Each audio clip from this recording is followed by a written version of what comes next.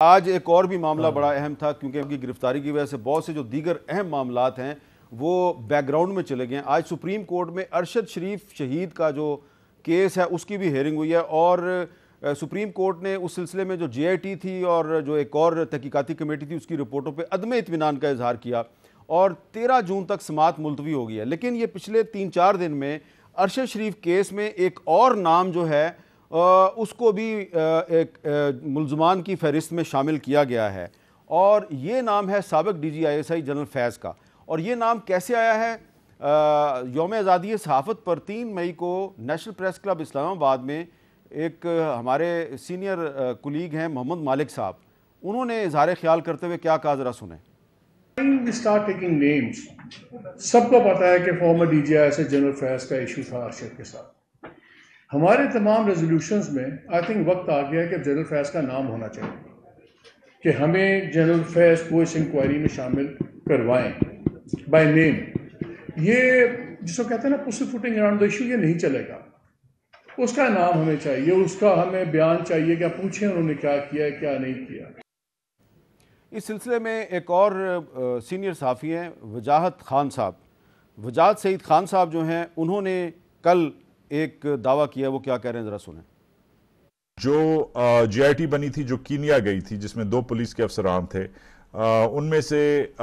एक अफसर से बात करने के बाद मुझे ये पता चला कि जनरल फैज़ जो उस वक्त पेशावर में कोर कमांडर थे जब अरशद शरीफ पाकिस्तान से भागे थे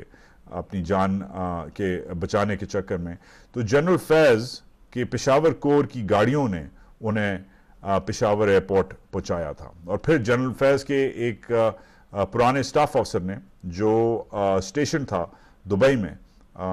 उसने फिर हैंडल किया था, केयर की थी और सेटअप किया था अरशद शरीफ को, एक तो रिसीव भी किया था और फिर उसकी हॉस्पिटैलिटी भी की थी, और फिर अरशद शरीफ को उधर से दुबई से वीज़ा ख़त्म होने से पहले भगाया भी था, कहा था कि पीछे तुम्हारे लोग आ रहे हैं, आगे चलो। अब इसमें देखें, मोहम्मद मालिक साहब कह रहे हैं कि अरशद शरीफ और जनरल फैज़ का आपस में कोई मसला था। वजाहत साहब कह रहे हैं कि अरशद शरीफ को पेशावर एयरपोर्ट से उनको एक दुबई की फ़्लाइट पे बिठाने में जनरल फैज़ का बड़ा किरदार है। तो क्या इसकी कोई किसी ने इंक्वायरी की है? ARY के एक बड़े ही बासलाहियत और बड़े इंटेलिजेंट एंकर हैं इकरारुल हसन साहब। तो इकरारुल हसन साहब ने कीनिया जाके इसकी इंक्वायरी की है और उनका एक क्लेम है, मैं चाहता हूं उनका क्लेम भी आप सुने। मैं बहुत वसूख से, बहुत दयानतदारी से और बहुत ईमानदारी से बात आपसे शेयर कर सकता हूं कि वो एविडेंस, वो सबूत जो अरशद शरीफ साहब की शहादत के हवाले से मेरे पास मौजूद है, शायद हुए ज़मीन पर किसी और सहाफ़ी या किसी और इदारे के पास मौजूद नहीं है सिवाय कीनिया की मकामी अथॉरिटीज़ के।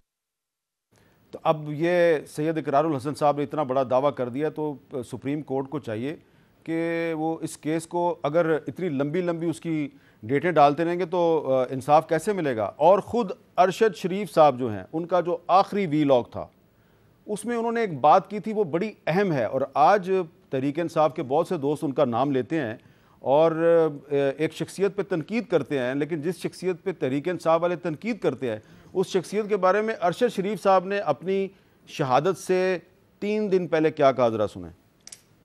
और lieutenant general Asim Munir director general military intelligence भी रहे हैं, डायरेक्टर जनरल ISI भी रहे हैं, उसके बाद उन्होंने गुजरांवाला में कोर भी कमांड की और आजकल क्वार्टर मास्टर जनरल के तौर पे GHQ में अपनी खिदमत अंजाम दे रहे हैं। इंतहाई नफीस आदमी हैं, शरीफुल निफ्स आदमी हैं और हाफिज़ कुरान भी हैं, और जमहूरियत पे, जमहूरी लीडरशिप पे और सिविलियन अथॉरिटी पे उनका एतमाद बिल्कुल है कि ये मामला सिविलियन लीडरशिप को ही चलाने चाहिए। एक बड़ा बेदाग किस्म का उनका कैरियर है, बहुत सी उनकी कंट्रीब्यूशंस हैं पाकिस्तानी फ़ौज के लिए। अब ये जो मामला है इसका बड़ा गहरा ताल्लुक है आज की मौजूदा सूरत हाल से। इमरान खान साहब भी अरशद शरीफ का जिक्र करते हैं और अरशद शरीफ साहब का जो केस है उसमें अब बहुत से दीगर फौजी अफसरान के साथ साथ जनरल फैज़ का नाम भी आ गया। तो ये केस कैसे आगे बढ़ाया जा सकता है? हामिद खान साहब ये बताएं कि आपको लग रहा है कि 6 महीने गुजर चुके हैं, अक्टूबर 2022 में अरशद शरीफ को शहीद किया गया था, अब आज सुप्रीम कोर्ट में हेयरिंग हुई है और 13 जून की डेट डाल देगी। आपको लगता है कि सुप्रीम कोर्ट इस मामले को तय करने में वाकई कोई किरदार अदा कर सकती है? जी यकीनी तौर पे कर सकती है, और ये अच्छा हुआ है कि सुप्रीम कोर्ट ने नोटिस ले लिया इस मामले का। गालिबन इसमें लंबी तारीख होनी तो नहीं चाहिए थी, लेकिन मुझे नज़र ये आ रहा है क्योंकि इस वक्त सुप्रीम कोर्ट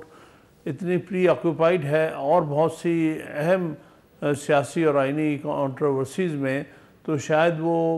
जितना वक्त दिया जाना चाहिए इस केस को शायद इतना वक्त नहीं दे सकते, इसलिए आज 1 महीने से ज़्यादा की तारीख दी है। लेकिन मैं समझता हूँ कि ये एक बहुत मुस्बत चीज़ है और मुस्बत कार्रवाई है, और सुप्रीम कोर्ट अगर इस मामले में कोई पेशरफ्त होती है सुप्रीम कोर्ट में, तो उससे जो ज़्यादती हुई है, जो शहादत हुई है अरशद शरीफ की, उसमें उम्मीद है कि इंसाफ का पहलू निकलेगा। एहसन इकबाल साहब, क्या ये आपकी हुकूमत को 1 साल हो गया है और 6 महीने शहादत को हो गए अरशद शरीफ की, को ब्रेक थ्रू नहीं कर सके आप? देखिए, हमने तो प्राइम मिनिस्टर ने कीनिया के सदर से भी बात की और GIT भी भेजी, लेकिन हामिद साहब मैं एक बात कहना चाहता हूँ जो मैं पहले दिन से सवाल उठा रहा हूँ कि PTI जब इस बात का क्रेडिट लेती है कि हमने अरशद शरीफ को पाकिस्तान से बाहर जाने पे मजबूर किया या भगाया, मैं इस सवाल का जवाब चाहता हूँ कि अगर अरशद शरीफ की जान को ख़तरा था तो उनके लिए पेशावर से महफूज जगह कौन सी हो सकती थी? अगर ये कहा जाता है कि वो जनरल फैज़ ने उनको सारा प्रोटोकॉल दे के भेजा, तो वो तो वहाँ कोर कमांडर थे, PTI की वहाँ पे हुकूमत थी, सारी पुलिस उनकी थी, किसी अपना चीफ मिनिस्टर हाउस में रख लेते, गवर्नर हाउस में रख लेते, किसी घर में कुछ 100-200 इलीट या एंटी कमांडो जो एंटी टेररिस्ट फोर्स है उसका पैरा लगा देते हैं, तो उससे ज़्यादा क्या उसे महफूज रख सकते थे? जुडिशल कमीशन अगर बनाती, क्योंकि सुप्रीम कोर्ट ट्रायल कोर्ट नहीं है, अगर वो जुडिशल कमीशन बनाती है तो अरशद शरीफ का केस जो है वो रिजॉल्व हो सकता है। देखिए जी, इसमें मुश्किलात हैं, और सबसे बड़ी जो मुश्किल है वो ये है कि ये वाक़या हुआ है कीनिया में। जो भी शहादत है जिसको हम सर्कमस्टेंशियल एविडेंस या आई विटनेसेस जो भी हैं वो वहाँ पे हैं, और वो तावन लगता है नहीं कर रहे। तो अब वो सुप्रीम कोर्ट ने जो यहाँ पे इन्वेस्टिगेशन शुरू की है उसमें यकीनन ज़्यादा जल्दी मामला होता है होगा अगर किसी या तो कोई जुडिशल ओवरसाइट हो जाए कि किसी जज को मुकर्रर कर दिया जाए कि वो देखें कि ये मामला आगे चले, या जुडिशल कमीशन बना दिया जाए ताकि वो इस मामले को आगे लेके चले, क्योंकि जितनी ताख़ीर होगी उतना ही ये जो इस वक्त जो भी शहादत है वो गुम हो जाएगी, और मेरा ख्याल में जो वाक़यात सामने आ सकते हैं वो भी नहीं आएंगे।